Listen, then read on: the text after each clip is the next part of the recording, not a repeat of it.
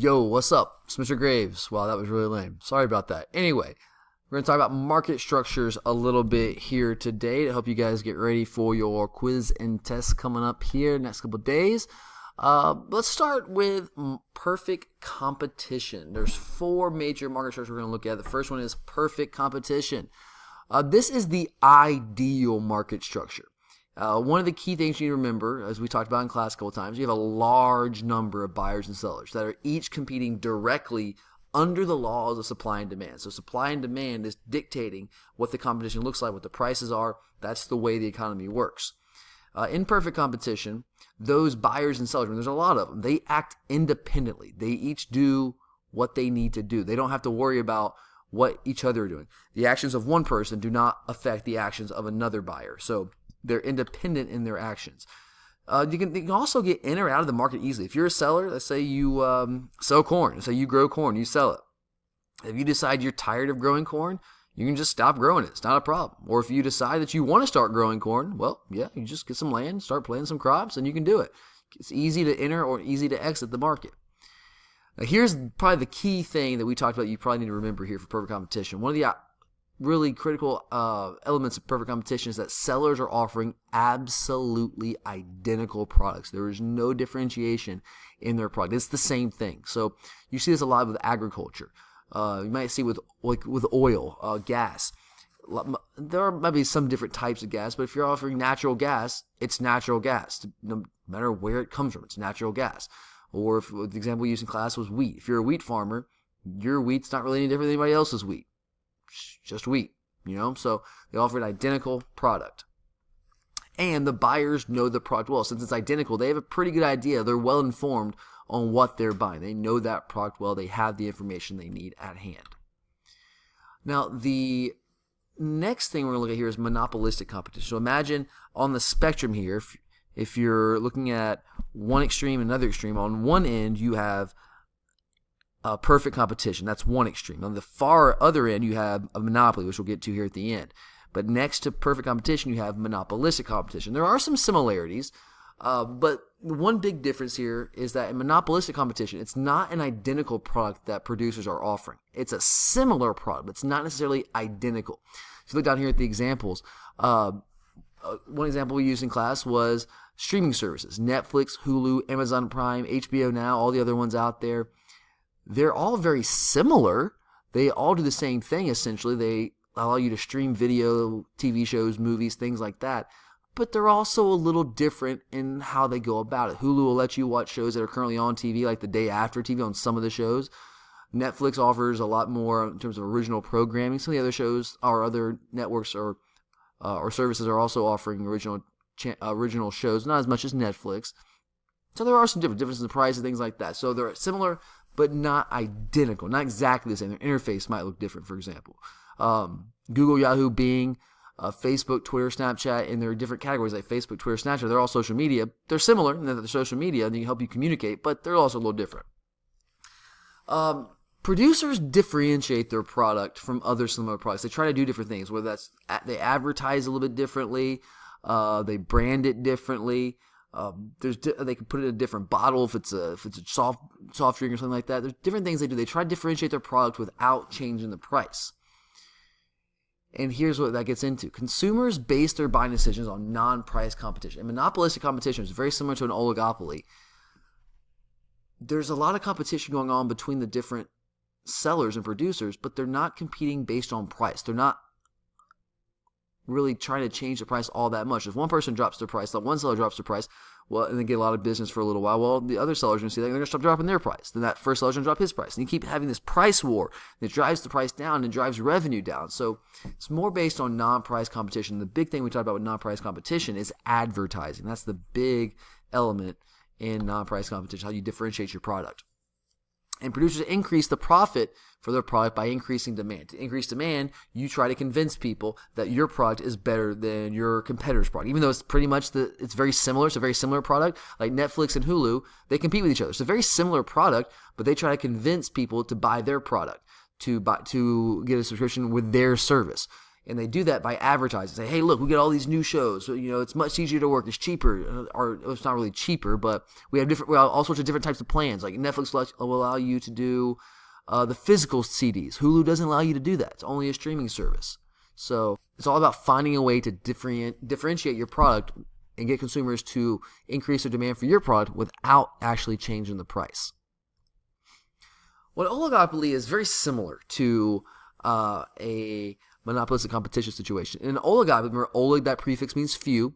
It is a market structure where a few large sellers control most of the production of a particular good or service in an industry. There's a couple of conditions that you have to meet in order for a company to be classified as part of an oligopoly. The first thing is it's got to be just a few large sellers. Not many. A few very big. Not one. A few, but not too many. Like I said, this is kind of similar to monopolistic competition and perfect competition in that in an oligopoly, the few large sellers have either an identical or a similar product. It's usually similar. It's rarely exactly identical, but it could be. Could be.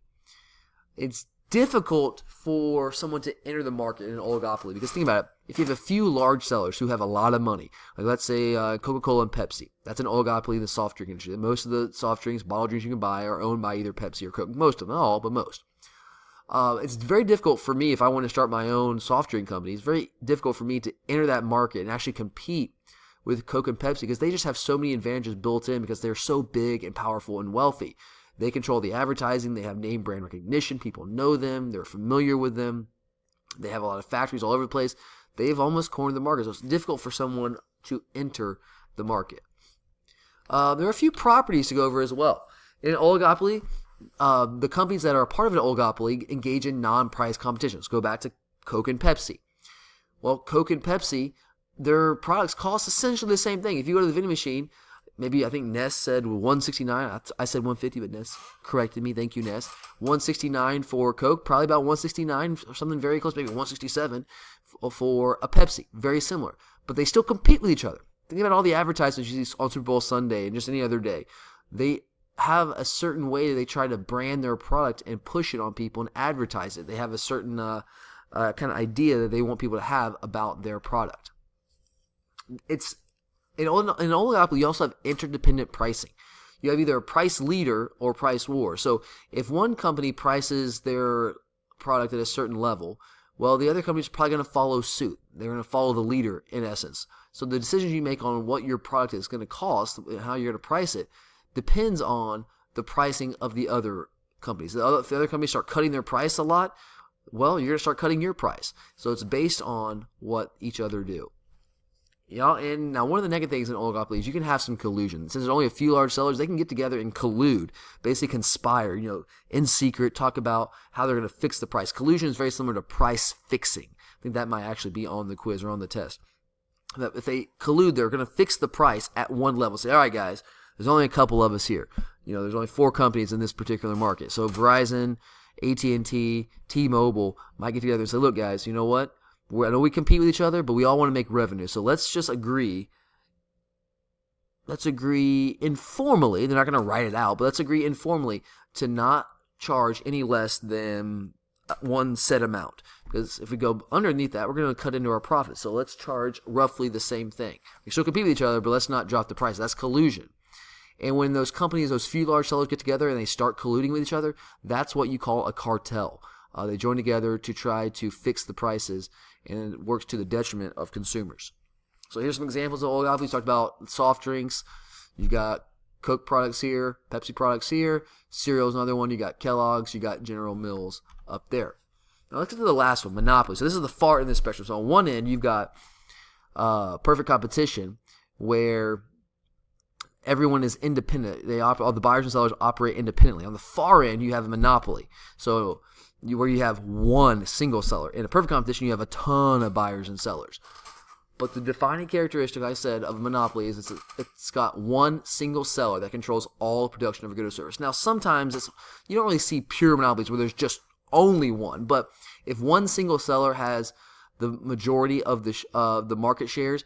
And we talked about the 60% rule. Usually, if it's the rule is when the government's looking at whether a company constitutes as a monopoly or not, is does that company control 60% or more of that industry or the market of that industry? That's usually the test.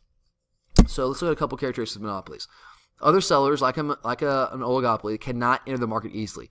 Monopolies have an absolute monopoly over the business. They control it. They have a lot of money. They're big. They're powerful. It's hard to compete with them. Like I said, single seller. There are no close substitutes available.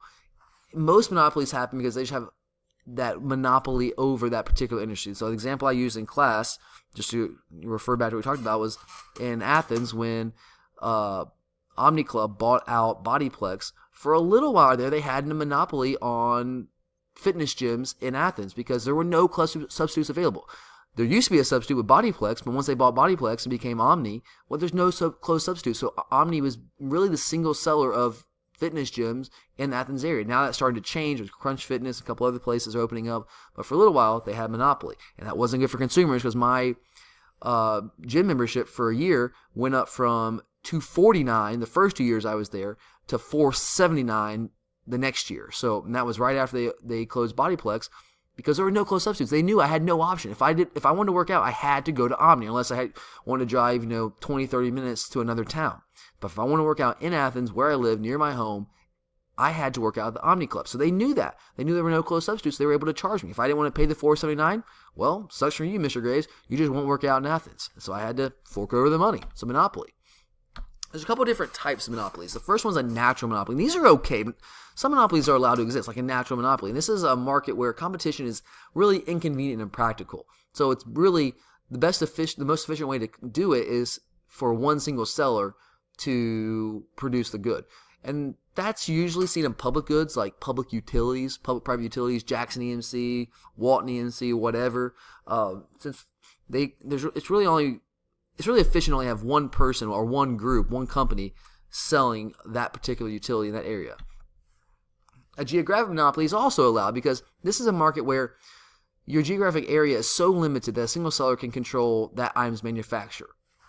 You see that a lot in rural isolated areas, isolated services. So like I told you, my great-grandfather, when I was younger, lived up in a rural town. And he owned a little general store like you see down here. They lived on a farm, he had a little general store, but there was no other store like within 20, 30 square miles. So if anybody around there wanted to get a candy bar, some feed, some flour, some peanut butter, a Coke, whatever it was, they came to my great-grandfather's general store. That's a geographic monopoly because based on geography, there was just nowhere else for them to go if they wanted to buy those things. So that's allowed to exist.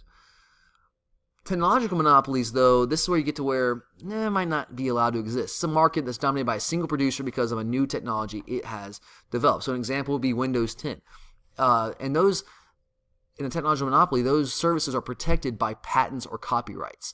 A patent is it's basically giving you exclusive control over an invention. A copyright is giving you exclusive control over a written product. It could be music, it could be an idea, it could be a book, things of that nature. That's a technological monopoly. And then a government monopoly is where the government is the sole producer or seller of a product. You see that a lot in public transportation structures like MARTA, maybe in downtown Atlanta. There's no other transit system really in Atlanta besides MARTA. Welfare services in Athens, Clark County Water. If I want to get water services in Athens, I got to go with the Athens Clark County Water. It's just the way it is. It's the only producer because it's a government monopoly. All right, so there you go, guys. We're going to stop right there. Hope that helped. Again, if you have any questions, let me know. Good luck studying.